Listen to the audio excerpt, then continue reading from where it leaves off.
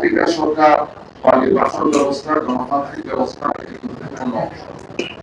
রাজনীতিতে রাজনৈতিক দলগুলো সরকার বা নির্বাচন ব্যবস্থা সবকিছুর মধ্যেই পরিবর্তন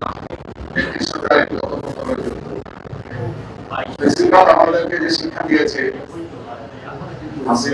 শেখ হাসিনা যখন ক্ষমতায় ছিলেন, যে এইভাবে কুক্ষিগত করে সরকারের প্রতিষ্ঠানগুলোকে বা রাজনৈতিক প্রতিষ্ঠানগুলোকে বা রাষ্ট্রীয় প্রতিষ্ঠানগুলোকে কুক্ষিগত করে একটা সার্টেন টাইম ক্ষমতায় থাকা যায়, কিন্তু দিন শেষে তাকে পালাতে হবে।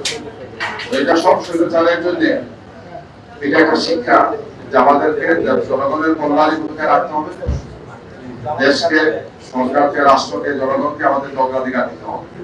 ব্যক্তির চেয়ে দল এবং দলের চেয়ে সরকার, দলের চেয়ে রাষ্ট্র বা জনগণের অগ্রাধিকার হবে। এই নীতিতে থাকলে আমার মনে হয় আমরা একটি সুন্দর বাংলাদেশ পাবো ইনশাআল্লাহ।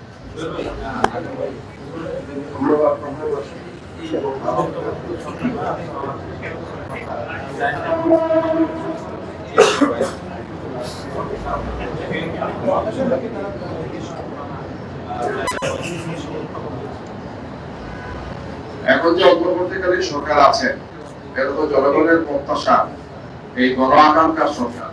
বিরাট একটা গণ অভ্যুত্থানের মাধ্যমে তারা ক্ষমতায় এসেছে। তাদের দায়িত্বটা আসলে যে কোনো সরকারের চেয়ে কম না, জনগণের কাছে অনেক অনেক বেশি। যেহেতু গত 16 বছরে আমাদের সবগুলো প্রতিষ্ঠানকে ধ্বংস করা হয়েছে, বিশেষ করে নির্বাচন ব্যবস্থাকে, গণতান্ত্রিক প্রক্রিয়াকে, এই বিষয়টাকে সামনে রেখেই আমরা আগামী নির্বাচনে অংশগ্রহণ করতে যাচ্ছি, যাতে একটি সুষ্ঠু, সুন্দর, গ্রহণযোগ্য নির্বাচন আমরা পাই। আমরা এই সমস্ত বিষয়ে অন্তর্বর্তীকালীন সরকারকে পরামর্শ দিয়েছি, নির্বাচন কমিশনকে আমরা পরামর্শ দিয়েছি, তাদের সঙ্গে আমাদের একাধিক বৈঠক হয়েছে।